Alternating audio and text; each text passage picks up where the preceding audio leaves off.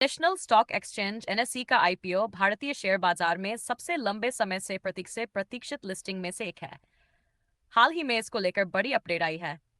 यहाँ सारी जानकारी विस्तार से दी जा रही है। एनएसई आईपीओ की मुख्य बातें। लिस्टिंग की प्लेटफॉर्म। एनएसई के शेयर एनएसई पर लिस्ट नहीं होंगे। भारतीय नियमों के अनुसार कोई एक्सचेंज अपने ही प्लेटफॉर्म पर लिस्ट नहीं हो सकता, इसलिए एनएसई के share BSE, Bombay stock exchange या किसी अन्य मान्यता प्राप्त एक्सचेंज पर लिस्ट होंगे। आईपीओ की संरचना। यह आईपीओ पूरी तरह से ऑफर फॉर सेल्स होगा।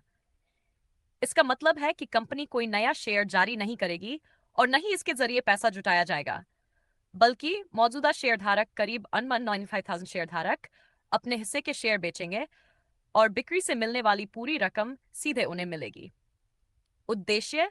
एनएसई के एमडी और सीईओ आशीष कुमार चौहान के मुताबिक इस आईपीओ का मकसद कंपनी के लिए पैसा जुटाना नहीं, बल्कि मौजूदा निवेशकों को लिक्विडिटी, तरलता प्रदान करना है। साथ ही लिस्टेड कंपनी होने से पारदर्शिता और कॉर्पोरेट गवर्नेंस शासन प्रणाली और बेहतर होगी। टाइमलाइन और valuation. DRHP filing. NSE draft red herring prospects भी तैयार कर रहा है और इसे सेबी के पास फाइल करने में कुछ महीने लग सकते हैं।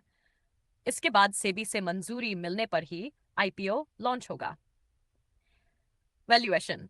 बाजार में एनएससी की वैल्यूएशन को लेकर तरह तरह के अनुमान लग रहे हैं। कुछ रिपोर्ट्स में इसे लगभग 50 अरब डॉलर, करीब 4 लाख करोड़ रुपए आंका गया है। हालांकि एनएससी प्रबंधन का कहना है कि ये महज अटकलें हैं और अंतिम कीमत आईपीओ लॉन्च के वक्त बाजार की स्थितियों पर निर्भर करेगी। अन्य महत्वपूर्ण जानकारी। स्ट्रक्चर। चूंकि ये एक ओएफएस है, इसलिए आईपीओ से जुटाया गया पैसा एनएससी को नहीं, बल्कि शेयर बेचने वाले निवेशकों जैसे प्रमोटर्स या संस्थागत निवेशक को मिलेगा। गवर्नेंस पर प्रभाव।